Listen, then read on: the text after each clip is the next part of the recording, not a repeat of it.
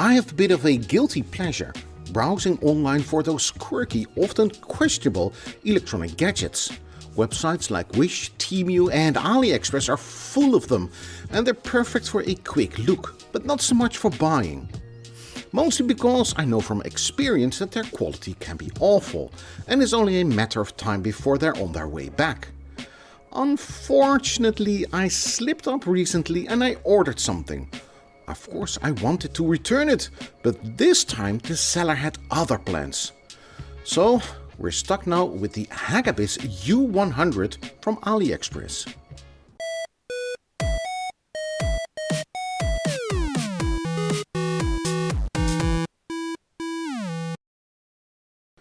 Creating YouTube content is a hobby of mine, not my actual job.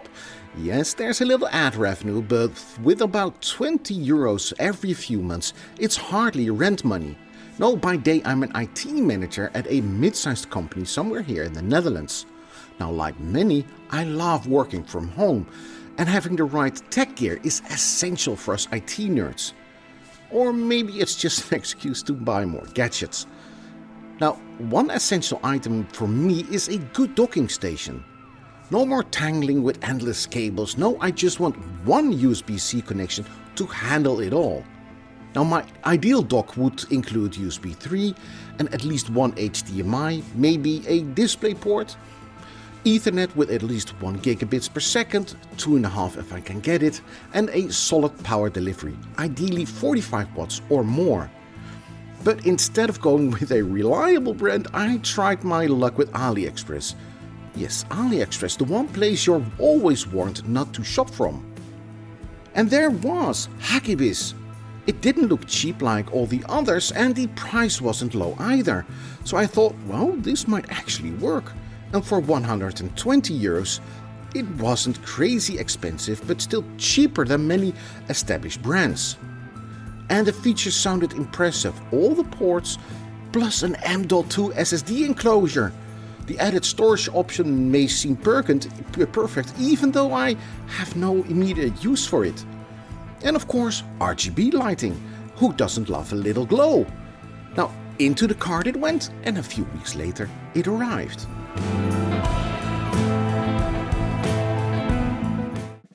Now, initially I was thrilled. I ripped open the package like a little kid on Christmas morning, excitement bubbling over.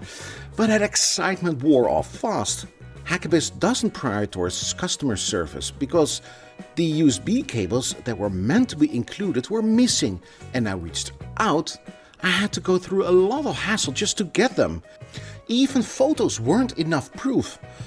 I felt like I was playing a game of Prove It with a toddler, except the stakes were my precious USB cables. Finally, after some back and forth messaging, with some rather rude, the cables arrived, but it wasn't a smooth start. Unfortunately, it didn't get any better after that. Turns out the U100 I received wasn't the model that I ordered.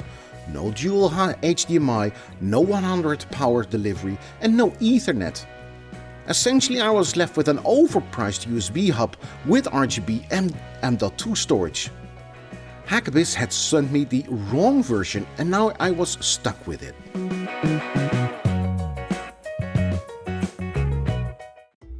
To be fair, the dock itself feels well built. It's solid, made of aluminium, and the USB cables, when they finally arrived, were pretty decent. There's even a power button, which is a nice touch. The M.2 slot is useful for a quick data transfer, but mounting the SSD with the included rubber plugs was quite awkward. And the thermal padding turned out to be more of an insulator instead of a cooler, because only after 10 seconds of heavy use the M.2 started to throttle, dropping speeds to 150 megabits per second. The RGB lights sync with sound or with data transfers, which is fun for a minute, but since you can't fully turn them off, it quickly becomes a disco that's distracting at best. I can imagine myself trying to focus on a work call while my docking station is having a party in the background. And since I couldn't spot a microphone on the device, I was left wondering if there's something more going on behind the scenes. Now, some USB ports don't seem to function equally. And the buttoned labels are pretty vague too. For example, what does the mode power button do? Because pressing it doesn't seem to make any difference. And the manual offered zero help as well. It was like reading a manual for an alien spaceship. It was gibberish and no guidance at all.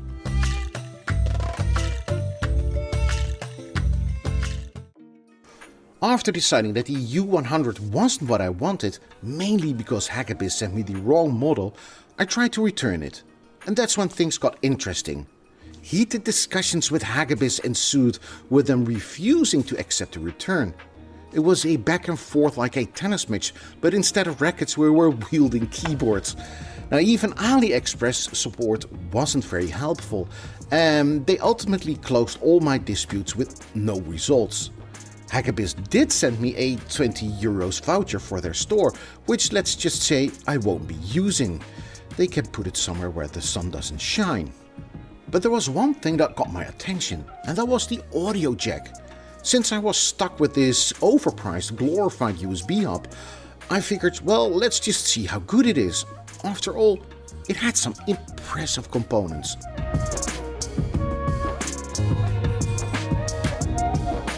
On the circuit boards, a lot of components are used, like the two VL817s, which are VIA Labs USB 3.1 controllers, and even a VL822, which is a 3.2 controller.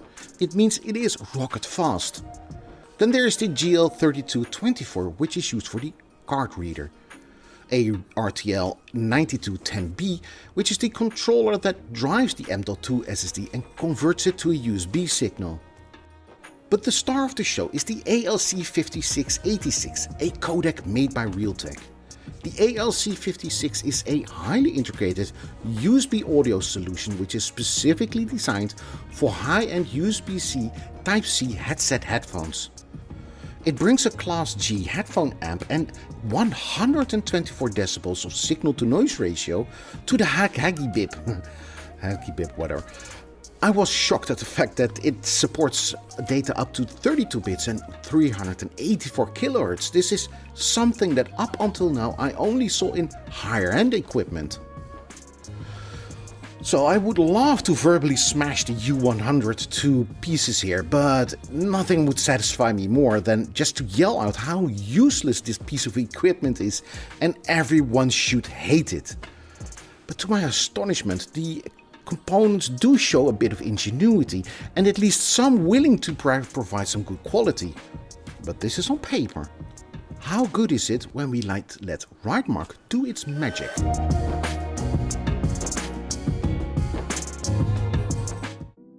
And these results were pretty good. The frequency response was excellent, which is very good indeed. We don't see an excellent score like that every day. But for the other results, there are some scores and some averages. Now, I would like to point out that the results for stereo crosstalk, which is an average, is pretty good to me. Now, this score is notoriously hard to beat, so an average is very good indeed. So, the average is pretty decent. But how does it sound? Well, I'm sort of ashamed to say that it was pretty okay. Sadly, it just wasn't the worst that I've ever heard. It's better than your average onboard solution. The bass was pretty strong though, as were the middles. The highs were a bit flat, which means that the audio sounds very deep, but still overall it was pretty decent.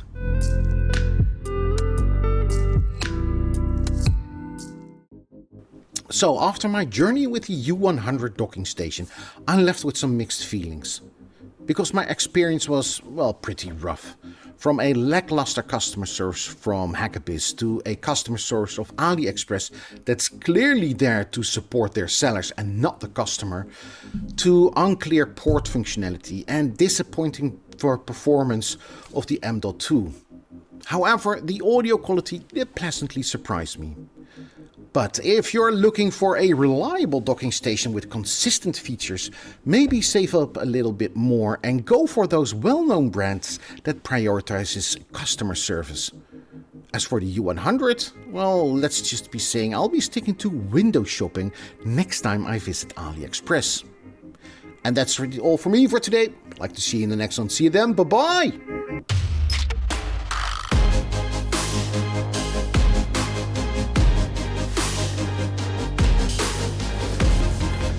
Now, since my eventful run-in with Hagibis, they changed their website and made it a lot clearer that there are different versions of these docking stations, and they also show you what those differences are. They seem to have learned from their mistakes.